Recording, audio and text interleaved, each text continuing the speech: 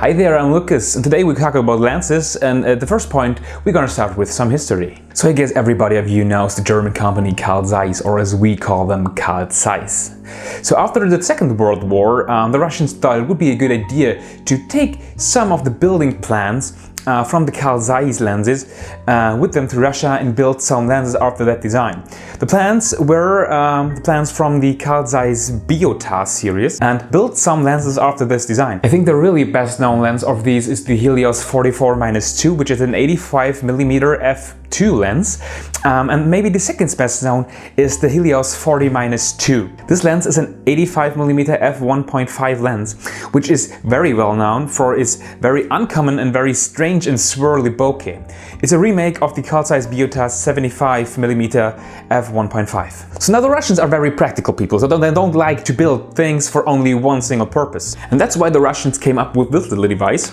This is the Cyclop H3T-1, which is basically a night vision device. So now this front element here is the lens, which features the very same optical design like the Helios 40-2. And you didn't tell the best thing about this yet, because when we grab the lens here, we can just unscrew it from its body, and then what we see is that this lens features a pretty common normal M42 screw mount for lenses. That means with any normal M42 adapter for like this one, this is an ES1, we can simply screw it onto the lens and use it on nearly any camera as we like. So there are a few things to know about this lens. The first thing is the build quality. It's a bit heavy, of course, because this one is made of all metal.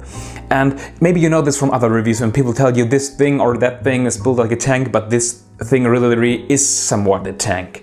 You know, this is made of full metal, and it's more or less the T-34 of lenses, you know? I mean, it's from the Russian military, what do you expect? Even the freaking lens cap is made of metal. You know, this is a solid piece of metal that you screw on your lens here. As this one is not made for photography, of course, there are a few downsides, as you can imagine. The first thing is, which is pretty obvious, is this lens does not feature any aperture. So it's always wide open. So an ND filter is always a necessity to have in your bag when you work with this lens.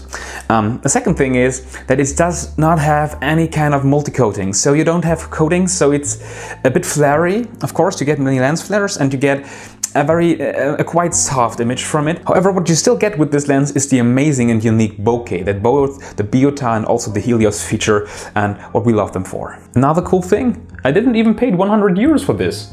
And you get a free night vision device for M42. How cool is that? So if you consider one of these, you have to keep some things in mind. So the first thing is there are two versions. So I have the 1.5 version here, but there's also a version with f1.2. However, don't get that, because nearly always the 1.2 version has some sort of spike with additional lens elements coming out behind the mount. So the problem is when you, for example, have a Canon camera like I have here, the mirror will be in the way for this element, and for other cameras it can also harm your sensor because it simply sticks out that long, so don't get that one. However, the 1.5 version is not guaranteed to do not feature this spike that comes out behind the lens. So basically, when you order this one online, please make sure that the seller sends you pictures where you can see unscrewed from this lens that there's no spike coming out of the lens. So let's just have a quick look how this lens performs on my ISO chart, which is, as I always have to say, not perfectly printed and surely not perfectly aligned, and this is not a scientific test. However, we can get a pretty good impression of this. So this was photographed with a 5D Mark II, so on a full frame body. And yeah, when we now look at the center sharpness, it's okay. It's not too good, of course. We get the sharpness is okay, but what we can see it is very glowy. It's very we have a lot of bloom, a lot of glow, and we have a bit of chromatic aberrations. As you can see here, the numbers on the left are very tinted into a bluish or purple direction. On the right, we can see that the numbers are somewhat half translucent, so there's only really existing on the half of their parents. And yeah, it's not too great. And the further we get to the edges, you can see here, if you get in the upper left corner, sorry, we can see that it gets really soft. So obviously when you want the perfect sharp image, this lens is not the one you have to choose. There are much better 85mm lenses for this. However, not any of them usually features such a unique look. Now when we do photographs, we usually do it in a RAW format, and with developing RAW photos, we can usually do pretty much to enhance the softness of the lens and to reduce the chromatic aberrations. So when we actually do photos, we can do pretty much about it to make it a perfectly usable image, but with the very unique and nice look. So it might not be as bad as you initially thought when we looked at the ISO charts.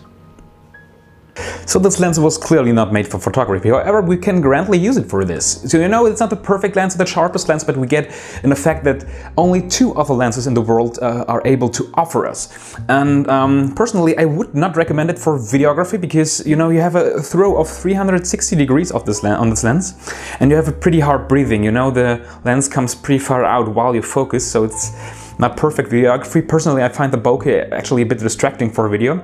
However, you can use it for this because it's a fine lens. And to be honest with you, this lens makes it the most fun on a full frame body, simply because on the crop sensor you have very much from the nice bokeh cut off on the edges. And this is a bit of a waste, and so if this lens has some sort of target group, which it doesn't have, but if it had, it surely would be full frame photography. However, it is a very nice lens, it makes a very unique look, and I bet there are a few people out there who are really dying to use one of these at one time in their career. So I hope you enjoyed this review, because I hope it's a bit more unique than the usual lens reviews that you can see online. Yeah, I was Lucas, thanks for watching, and I hope I see you next time with some other lens stuff and other things, as you may know. And yeah, see you then, and have a nice weekend. Bye.